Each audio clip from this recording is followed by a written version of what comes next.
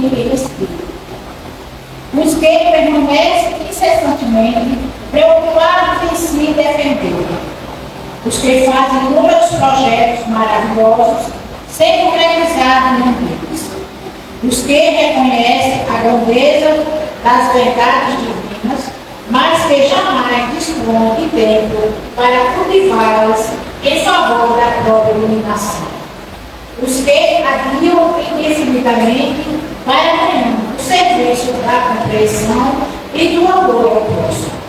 Os que se sentem senhores exclusivos de todos os trabalhos no campo da caridade, sem destruir a oportunidade de serviço aos outros. Os que declaram perdoar a ofensa, mas nunca conseguem esquecer o mal.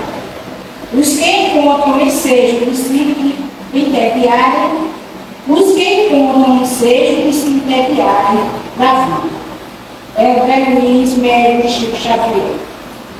Então vamos fechar nossos olhos, vamos elevar o nosso pensamento a Jesus por este momento maravilhoso de aprendizado, por mais um dia, pela bondade de Jesus para conosco, pela sua misericórdia com todos nós, que o seu amor e a sua luz permaneçam sempre em nossos corações e em nossas mentes, e que Jesus esteja sempre conosco, nos guiando e iluminando os nossos caminhos. Que assim seja.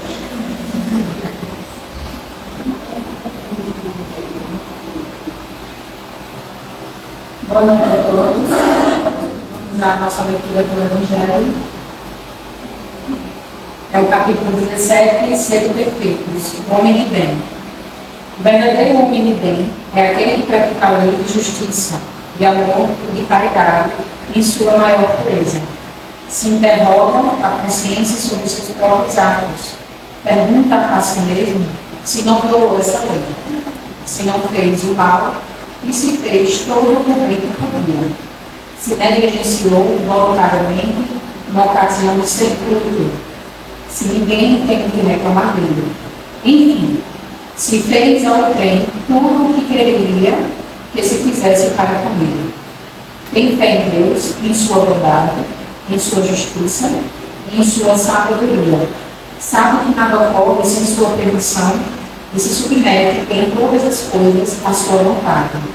Tem fé no futuro, por isso coloca os bens espirituais acima dos bens temporais.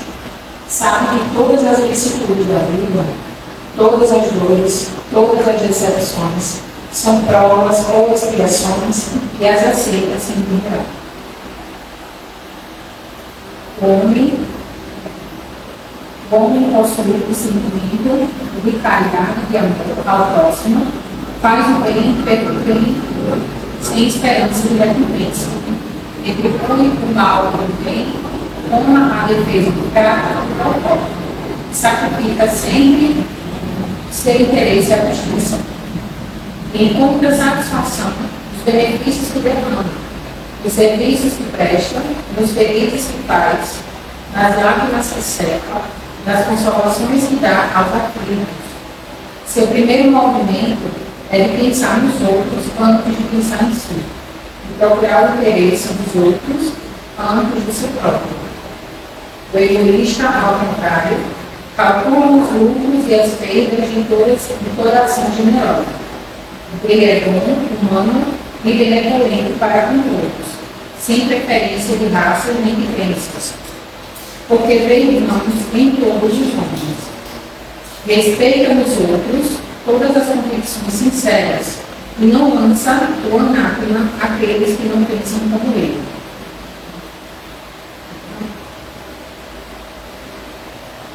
Em todas as circunstâncias, a caridade é o seu guia.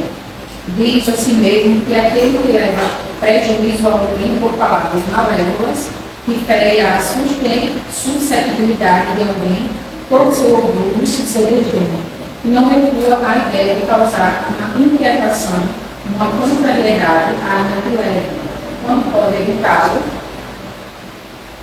Falta ao dever de amor ao próximo, e não merece a clemência do Senhor. Não tem ódio nem rancor, nem desejo de vingança, a exemplo de Jesus, perdoa e esquece as ofensas, e não se lembra senão dos benefícios, porque sabe que lhe será perdoado como ele próprio houver perdoado.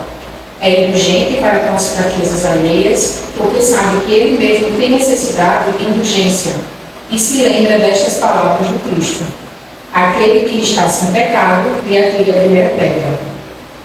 Eu vou finalizar por aqui, e agora ficamos com o Marco Aurélio.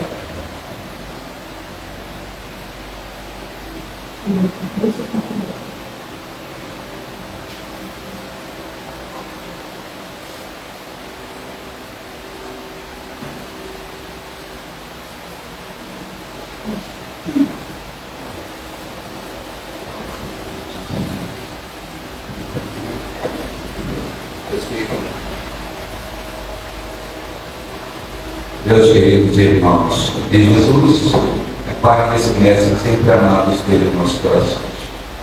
É um prazer estar sempre aqui, é um prazer sempre estar no trabalho de Jesus. Hoje, diferentemente do que eu costumo fazer, vou falar de amor de uma forma mais simples, porque geralmente as minhas conversas são meio longas. Sempre uma força despertar na consciência. Dessa vez a gente vai falar com mais brandura. A maior história de amor que nós temos consta na história da Bíblia. E nós passamos por ela sem observá-la. Nós passamos geralmente superficialmente, passando pela passão, e não damos o valor que realmente ela merece. Mas antes de entrar propriamente nela, vamos fazer algumas observações necessárias. Na época de Cristo, a mulher não tinha valor. Não tinha valor praticamente nenhum. Tanto é que ela era oferecida e para que o companheiro dela, ou o proprietário dela, pudesse ficar, o pai oferecia a ele o chamado dote, uma compensação financeira, porque na época eram os varões que tinham valor. E contrassenso, porque para ser de judeu tem que ser filho de mulher. Não vai era sempre era. Jesus perguntava de forma oposta: o que é que fala no filho do homem? Diferenciar ele mesmo de todos.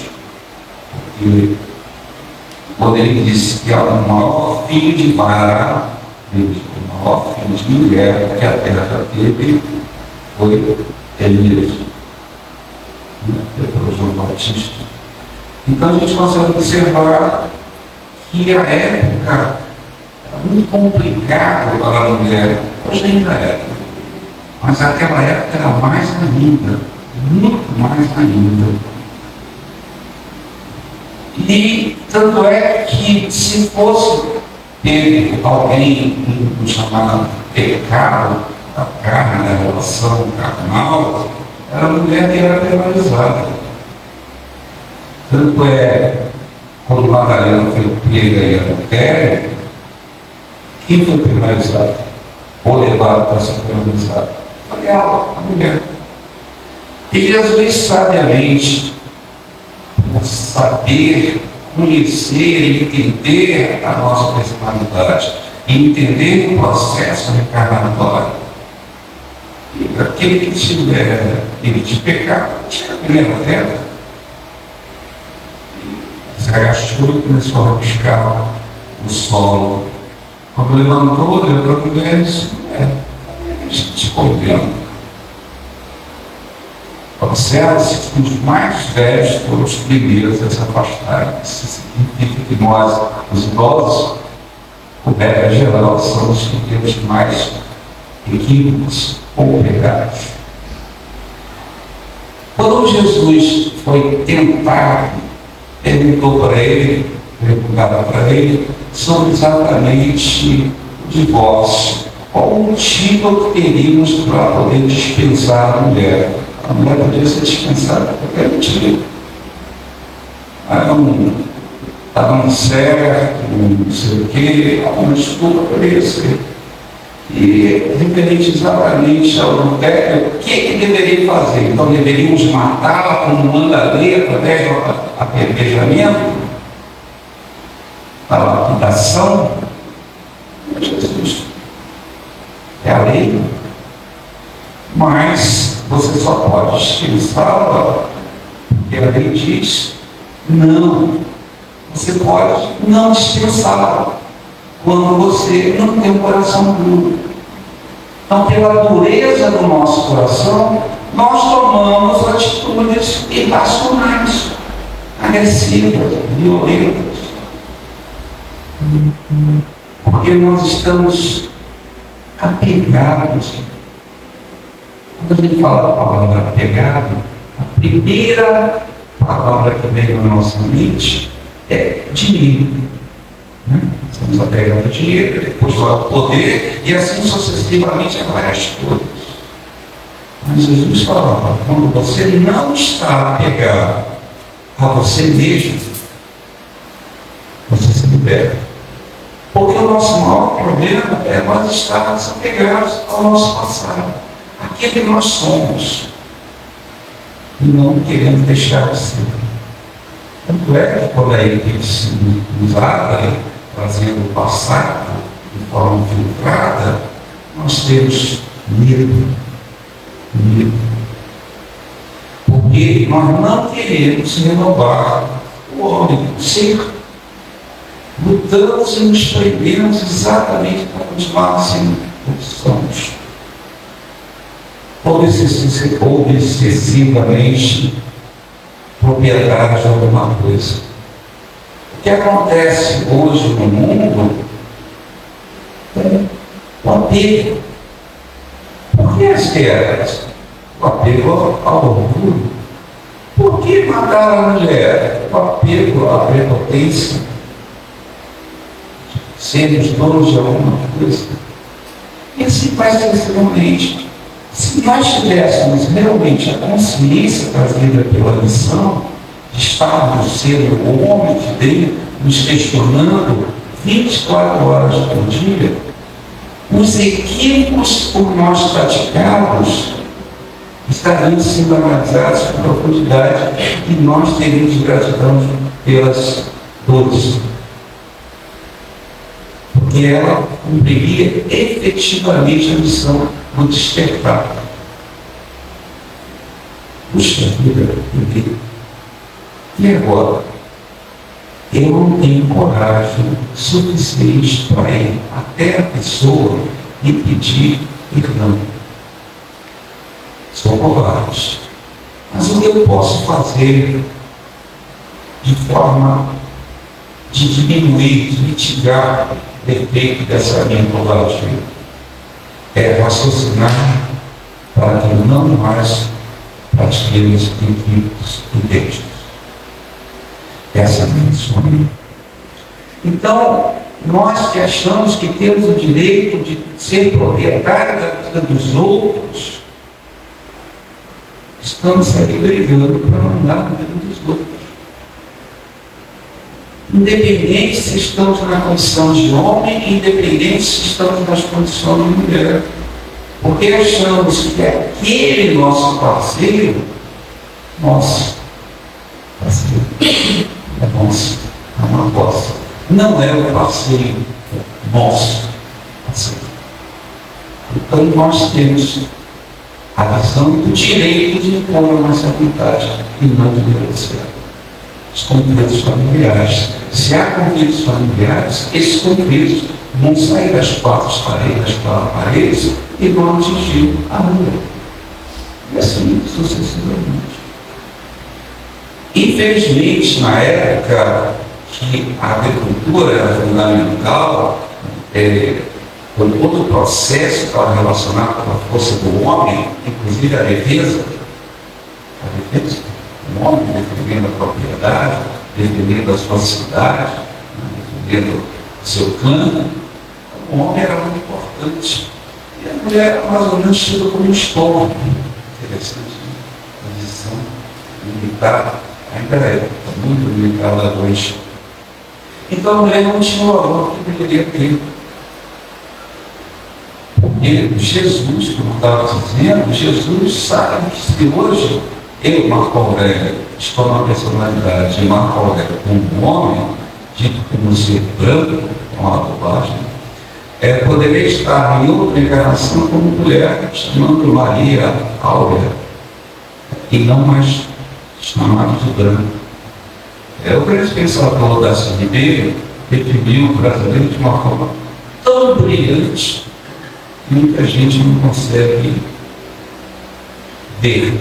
Ele diz que os brasileiros têm o grande mérito de serem da raça mestiça. Somos todas as raças, absorvemos todas as culturas e por isso que nós tendemos a ser mais felizes. Mas naquela época, para a mulher, tinha o sacrifício de aceitar o casamento sem discutir. Alguns casos ainda acontecem hoje na nossa sociedade.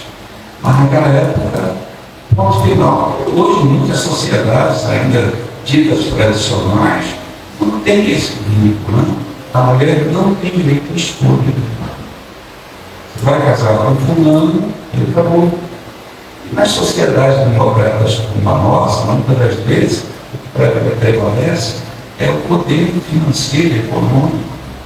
Então, casamentos são arranjados hoje, dentro da democracia, são arranjados para que se mantenha as fortunas, o equilíbrio financeiro. Então, há ainda a vida.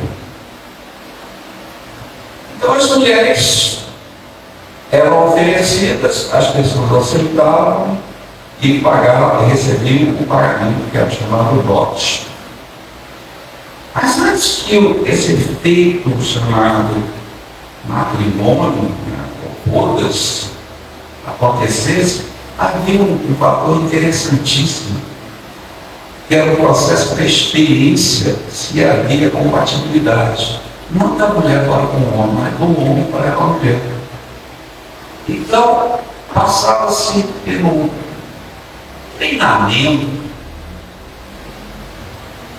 vamos dizer assim, de que durante um ano, o homem iria conviver com a futura posse, com a futura mulher, dentro de uma casa. E aí ele iria analisar se havia compatibilidade dos seus interesses sobre ela. Então, se ela sabia cozinhar, passar, arrumar, coisas assim. Mas era efetivamente proibido qualquer relação sexual. Então, não disciplina. Né? Era o rico, né? Da época, o homem convivia com a mulher, não necessariamente durante um ano, mas poderia ser um tempo menor. Vou para ele, péssimo para ela. Por que péssimo para ela? Está rejeitada. Ora, você está rejeitada, quem vai querer?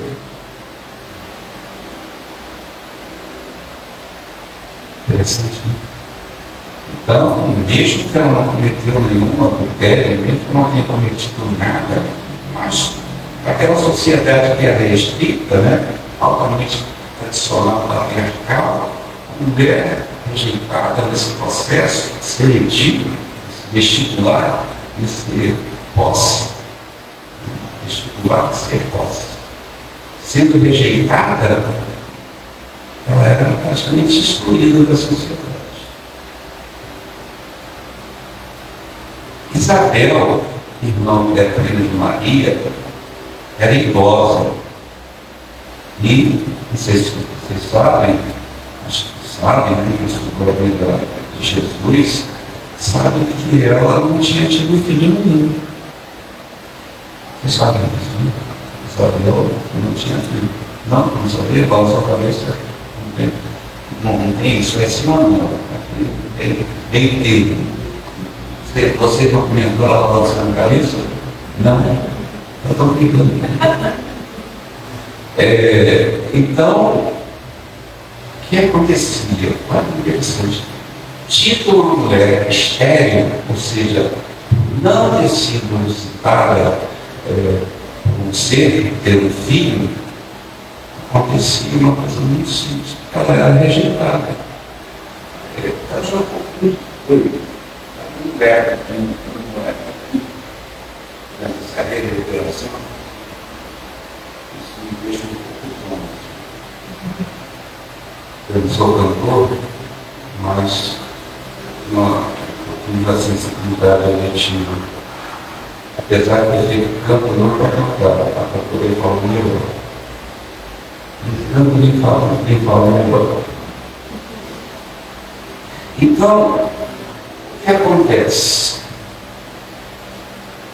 Mas Isabel, por não ter filho, a sociedade a excluía. Então, toda mulher que não gerava filho, era excluída. Era um princípio de que toda mulher tinha a obrigação de gerar filho. E a mulher não gerando era rejeitada. Então, Isabel sofria muito isso. Tanto é, são coisas fantásticas, que nada na vida de Jesus não tem sido fantástico, extraordinário, mas brilhantemente humilde. Então, ela, que era esposa de um sacerdote, importantíssimo, não tinha filho. Quando ela ficou grávida, a sociedade ficou surpreendida do chamado possível milagre. Isabel grávida, uma velha, uma velha vai parir. Então, isso conserva como arte naquela sociedade. Ela vai ser mãe. Aquela sociedade altamente tradicional, radical, tradicional muito mais radical do que preservação de princípios reais. Porque o homem progressista, ele alcança conhecimentos sempre constantes, porque está se dando uma mente de renovação. A pessoa, no momento que para, radicaliza, ela cristaliza-se, se fecha para o mundo e não observa as mudanças que tem que ter. Aí veio a convite, nos chamou a atenção, muitas das pessoas que eles avançaram o amor para a comunidade, né? Logo que terminou a Covid, a primeira coisa que foram fazer foi comemorar festivamente. Não entenderam. E agora nós estamos enfrentando essas guerras insanas que tem por aí, e tendências mais que teve, né? Na Ucrânia, vamos lá na Palestina, direito de dizer que somos todos filhos de Deus, todos somos filhos de Deus, somos todos irmãos, somos todos irmãos que pertencemos a uma única família. Mas o orgulho, essa tradição de posse, não permite ver o outro do jeito que deve ser visto.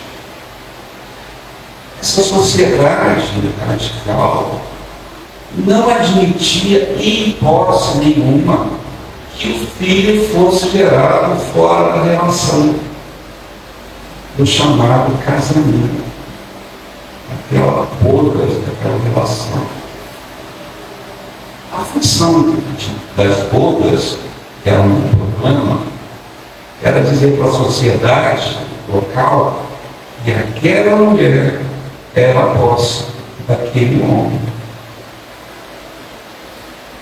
Quando Jesus fez o chamado milagre do filho, a formação do filho, ele foi não numa boda convencional, mas foi um casamento real, numa relação de amor.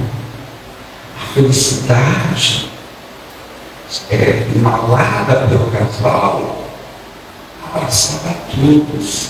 E Jesus sabia disso. Estava ali o verdadeiro casamento de almas, já que a alma não tem sexo. Casamento de almas. Então ali se fala do casamento. Por isso ele nos chamou a atenção quando transformou a água em vinho. A finalidade era esta, de chamar a atenção para que todas as relações fossem dadas por amor, mesmo aquelas que nos fossem impostas, pois faz parte do quarto mandamento honrar pai e mãe. Se o pai nos obriga a alguma coisa tem a ver com o nosso futuro, com o nosso aprendizado, com a nossa prepotência, em diminuir o nosso orgulho. Por isso é honrar pai e mãe, e não amar pai e mãe. Porque quando a gente começa a honrar pai e mãe, nós vamos entender que todo esforço, por mais complexo que possa ser, por mais dolorido que possa ser, tem uma razão de acontecer. É por isso que nós devemos honrar pai e mãe.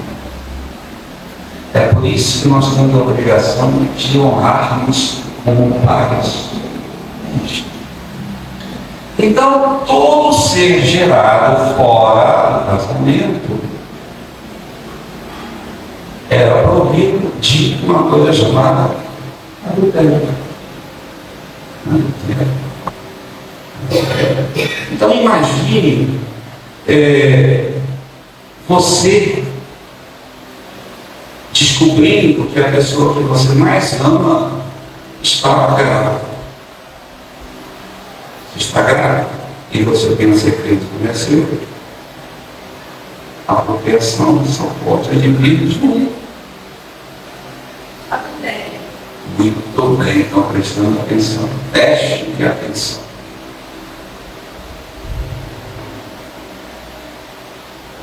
Aqueles seres que acompanhavam Jesus tinham limitações, pois muito ser puro a terra era ele, Jesus. Veja que Jesus, o maior filho de Vara, de João, foi um homem que matou alguns profetas para ver o equilíbrio dentro do templo, que havia uma discórdia dentro do templo.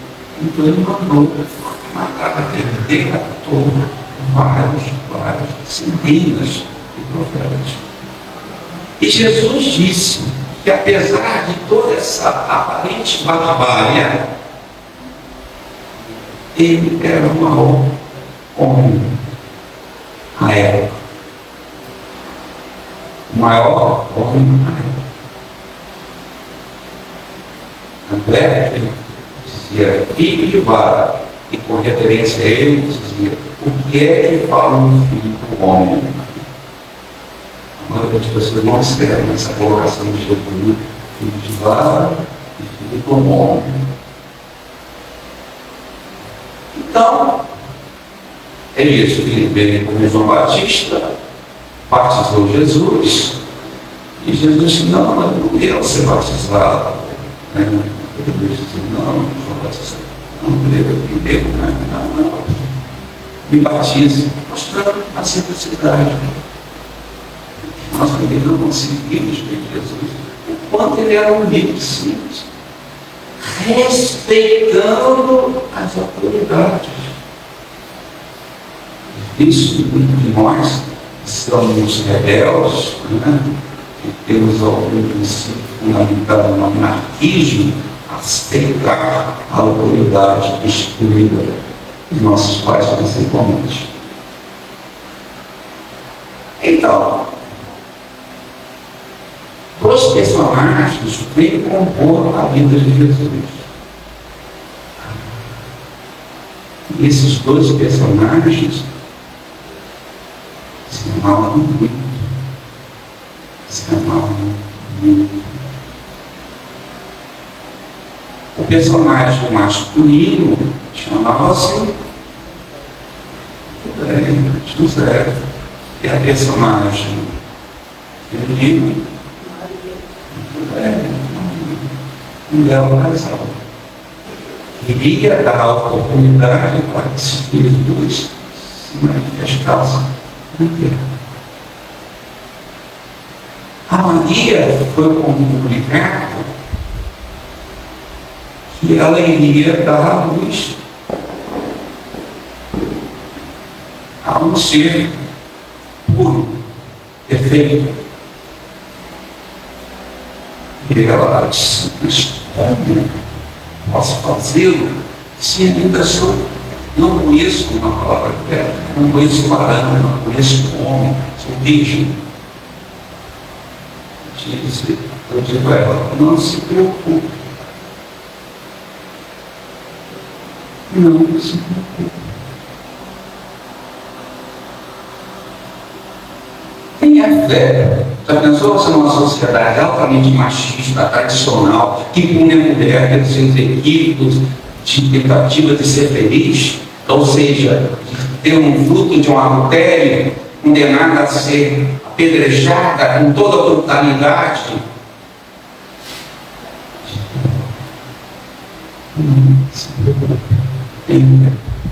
Qual de nós aqui, independente se estamos vestidos como homem, como mulher, qual de nós teria essa tranquilidade?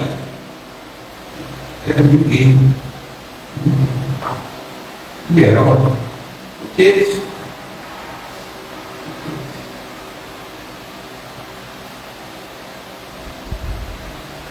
José estava nos seus afazeres, a centenária do Espírito Superior, dito anjo, é uma forma que é a Maria, diz para ele: olha, você vai participar de um processo na qual Maria, a sua Maria vai gerar uma criança. E ela será o Salvador de todos nós.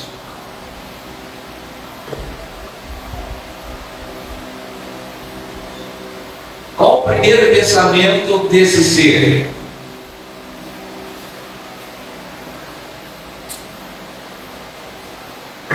Perguntando a vocês: o que vocês acham? Qual foi o primeiro pensamento desse ser?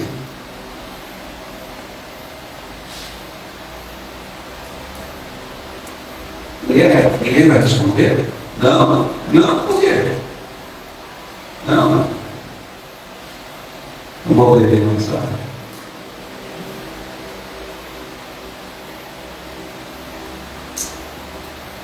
Tudo bom, moço? Tem resposta?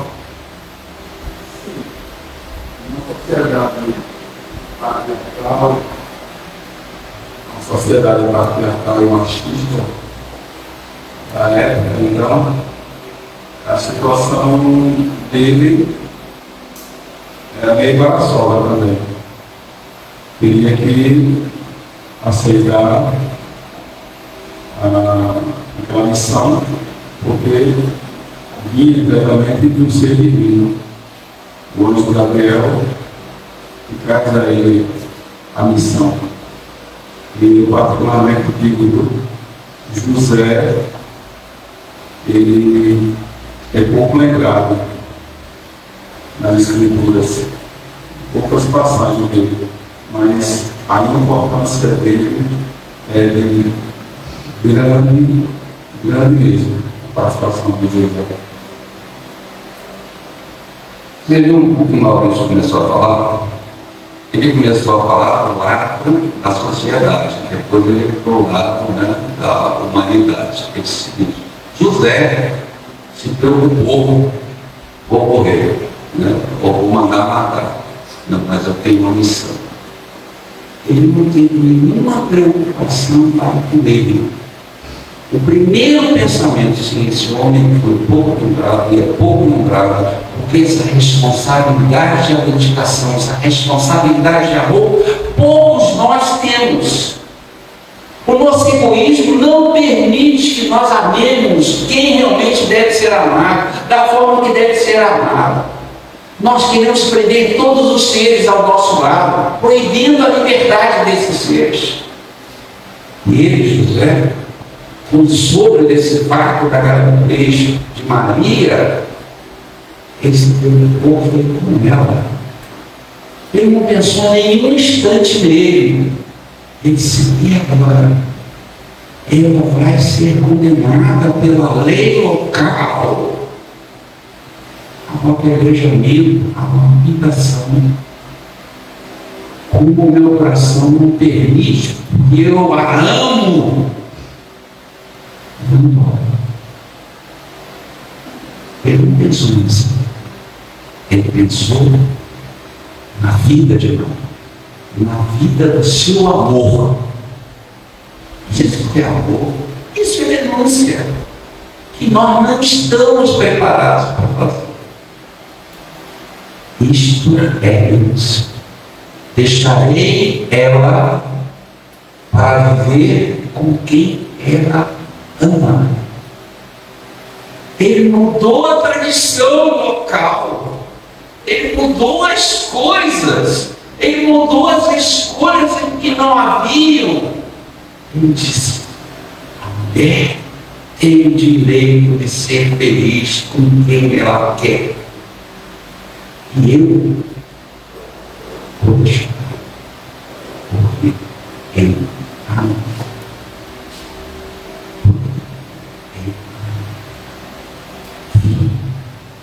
Desculpa.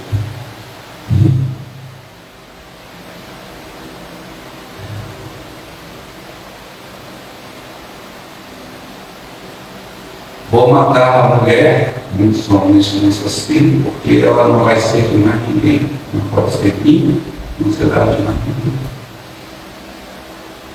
Vou matar a mulher porque a mulher não me obedece.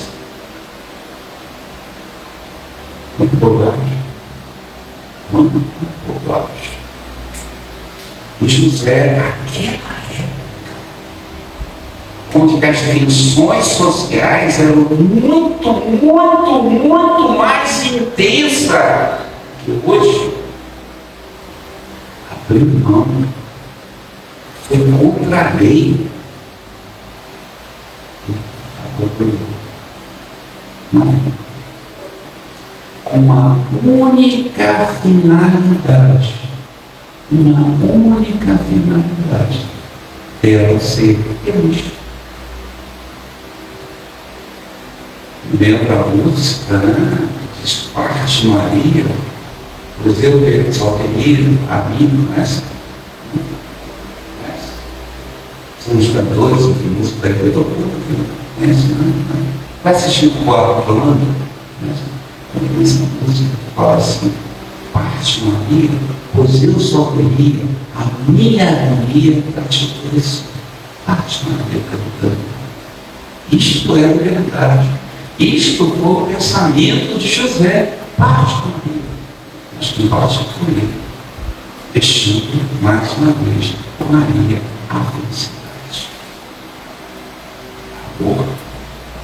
Amor de almas, amor eterno.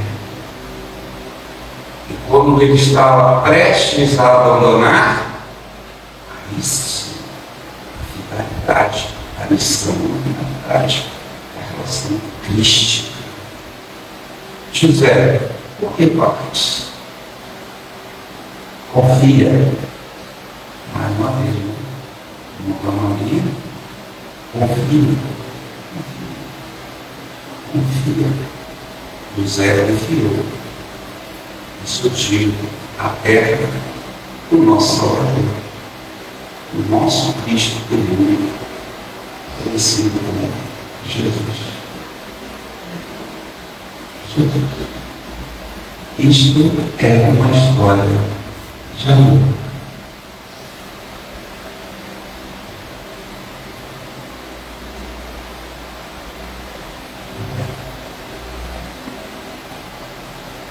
Nós, infelizmente, desprezamos, negligenciamos e não conseguimos levar para os nossos lares. Ainda tentamos ser e somos totalmente imprudentes em nossas relações afetivas. Nos obsediamos nós mesmos, somos auto-obsessores, temos um ciúmes sobre o outro que não nos vive. Uma ligação se dá. O que você está falando? Quando me pergunta assim, eu sinceramente falo, uma pessoa que está do outro lado. Eu não estou. Não, uma pessoa que está do outro lado. Eu falo, mas quem é? Ah, quem é? Quando você tem que estar dizendo seus passos, todos os seus passos, cadê a confiança? Cadê o amor? Só existe o quê? Posse. Você não pode ser de outra pessoa. Como você não pode ser de outra pessoa se você não é de ninguém? Nós somos livres, somos seres livres. Não terá laço que irá nos prender, e sim laços que irá nos unir, laços que irão nos unir. Você não é um amor. Mas você tem um laço, uma relação comigo. Sim, é uma relação que pode se tornar a qualquer momento, por diversos fatores, e as pessoas não conseguem viver. Há uma anedota, uma gravação, é muito interessante. Eu consegui. Quando o casal foi consagrado, disseram a ele que até a morte separada. E o homem, o relacionamento, se encarnou como morreu primeiro e a mulher.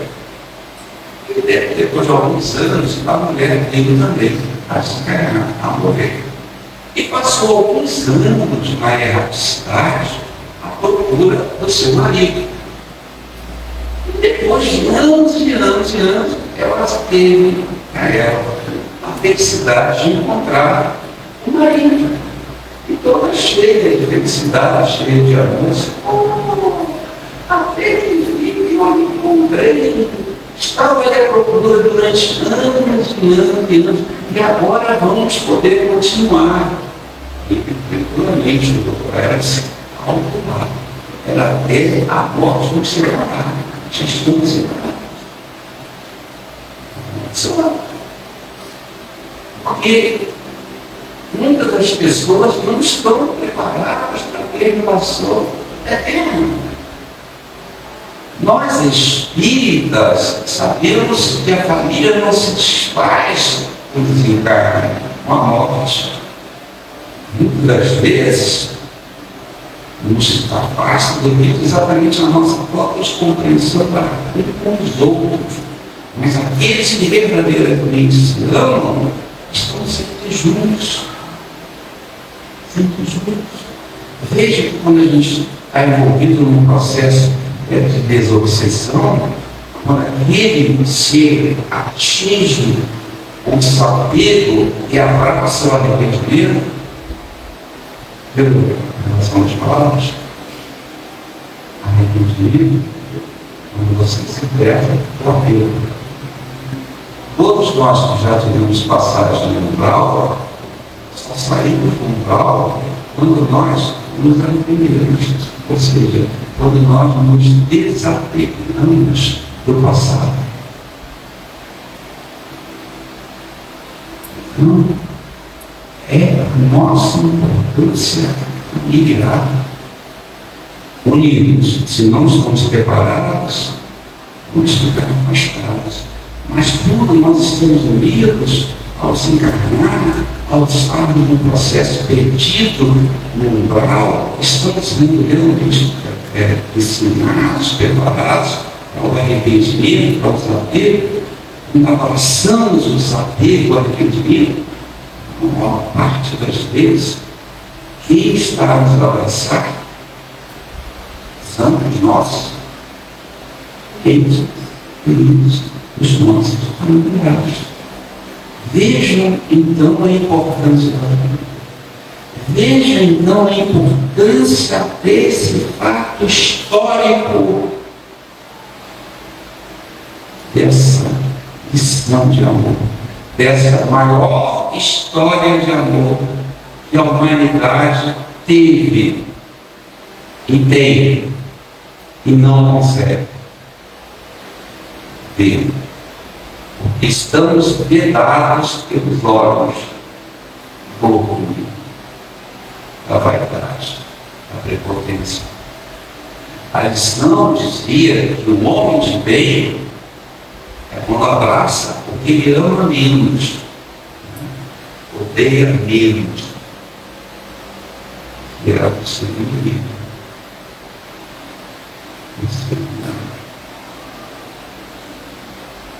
Infelizmente, nós temos aí essa limitação e amamos menos algumas pessoas.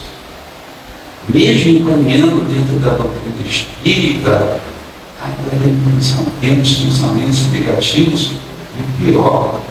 Mesmo sabendo que a alma é eterna, a estrutura física que se desfaz, o cara é reencarnatória, mesmo assim a gente quer que a mente que nós odiamos, amamos menos, desapareça.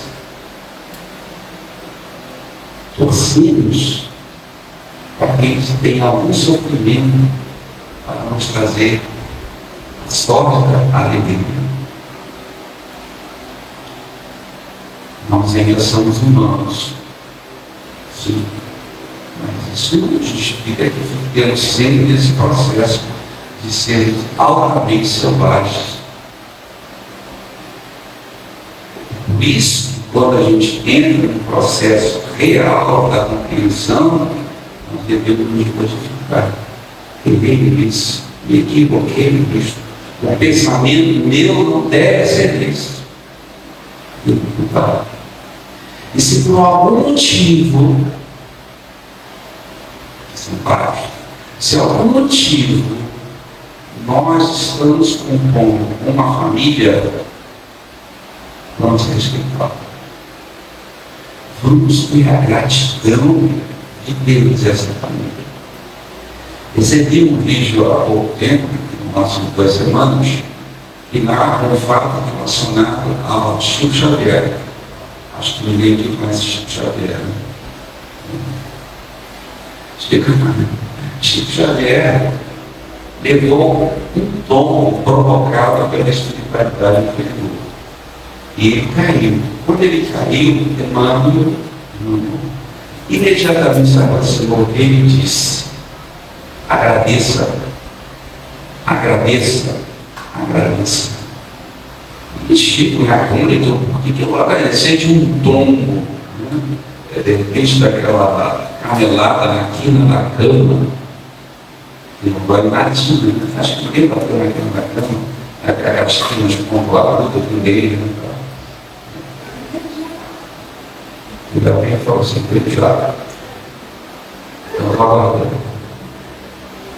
é porque ninguém está vendo ele falar, tem que traduzir. Então, quando a gente sorri para isso, a coisa aparece. Então, o irmão disse assim, seja grato.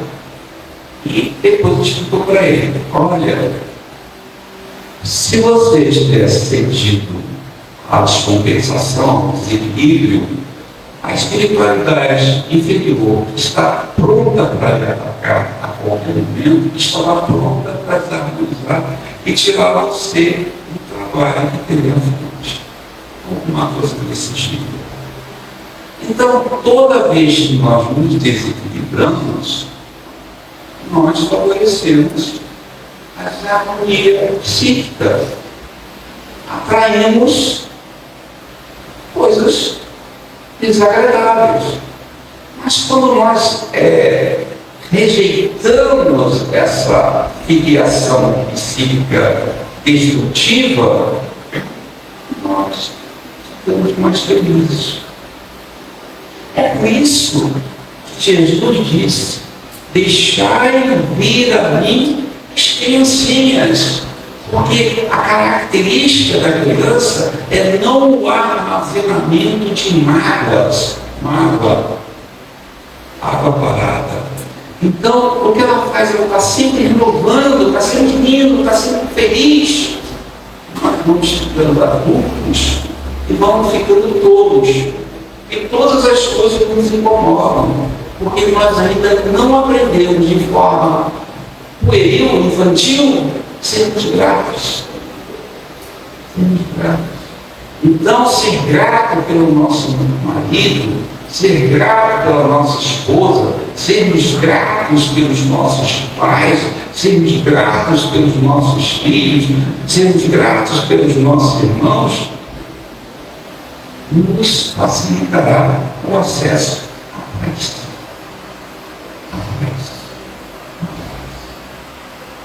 E quando tivermos a responsabilidade de enfrentar obstáculos, faremos como José.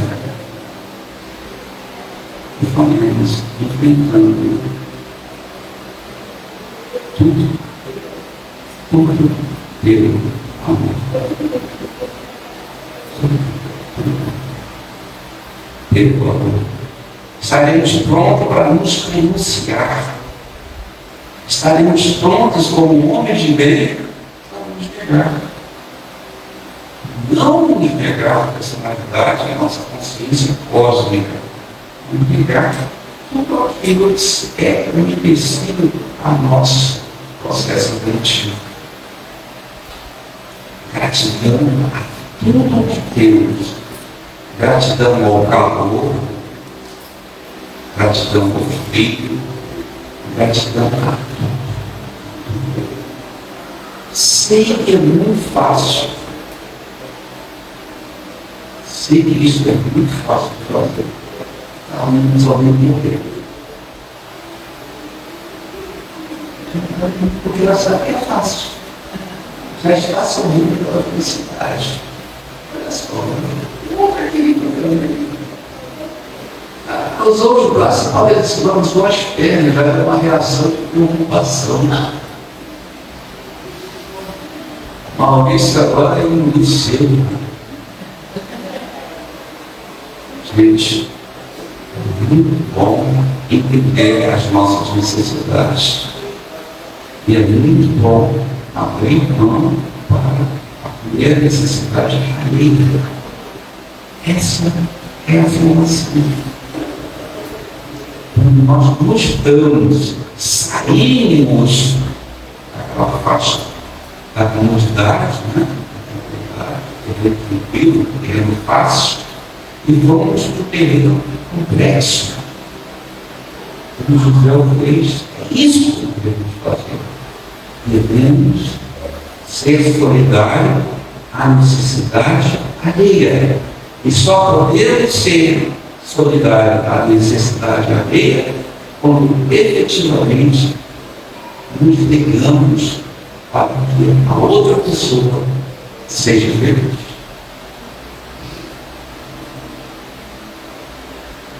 Tivemos um exemplo maior, que foi Jesus.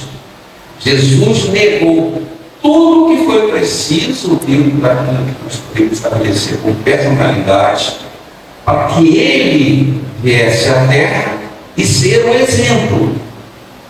Então temos um exemplo maior que Jesus.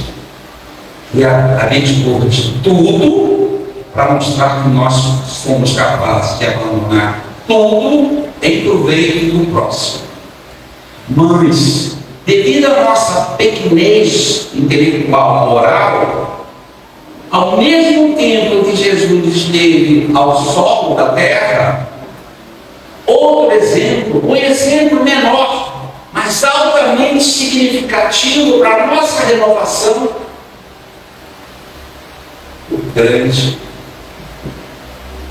a grande história de amor.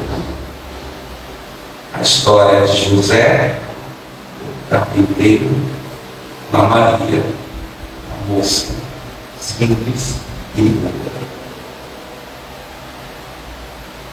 Precisamos de mais exemplos. Precisamos de mais exemplos para poder abraçar aquele que nós temos aos nossos lados.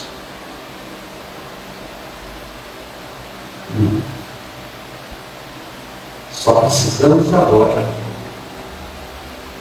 Só precisamos agora.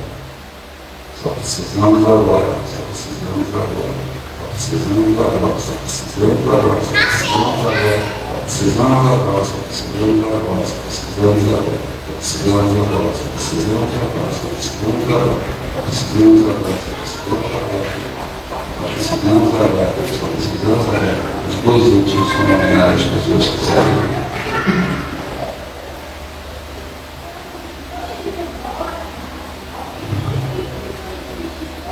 Só precisamos agora sermos o exemplo que a paz seja conosco.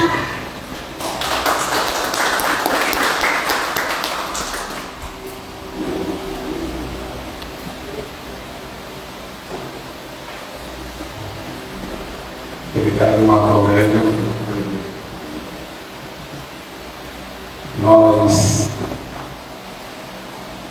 com certeza, sairemos daqui hoje à noite com uma grande reflexão sobre esta família, Sagrada Família, este amor.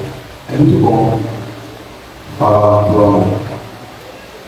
Um preâmbulo para as palavras que irei fazer no final do mês. Será amor e sexualidade. Uma colega já trouxe esse grande casal. E acredito que a gente vai levar aqui essa reflexão, essa ponderação de um ser para com o outro, o respeito, a responsabilidade que temos um para o outro. Portanto, diante disso, vamos orar, agradecer a este amor que permanece neste ambiente. Jesus, através de suas promessas, nos disse que quando nós nos reuníssemos em oração, um ou dois, Ele estaria na nossa presença. E é com essa certeza de sua presença entre nós, deste amor divino, que nós queremos agradecer a noite de hoje, por este banquete divino. Obrigado, Jesus. Permanece não só conosco, mas com todos que não puderam aqui estar. Os que estão nos hospitais, os leitos de dor, os que estão se desprendendo do corpo físico agora. Estão em caminho, convocando ao corpo físico. Aqueles também, graças a Jesus, que são ideias com influências espirituais que dá para a vida. Ajuda o Senhor a refazer esses pensamentos. Aqueles que estão com ideias abortivas também Deus. Intercede juntamente a Mãe Maria que possa socorrer. Enfim, por tudo, a extensão desse território terrestre, deste planeta, de bombas, tanques, agressões físicas de todas as ordens do traidor, físico e traidor moral. Para todos os pais. E teu doce caminho envolva todas as criaturas. Que a tua paz, meu filho,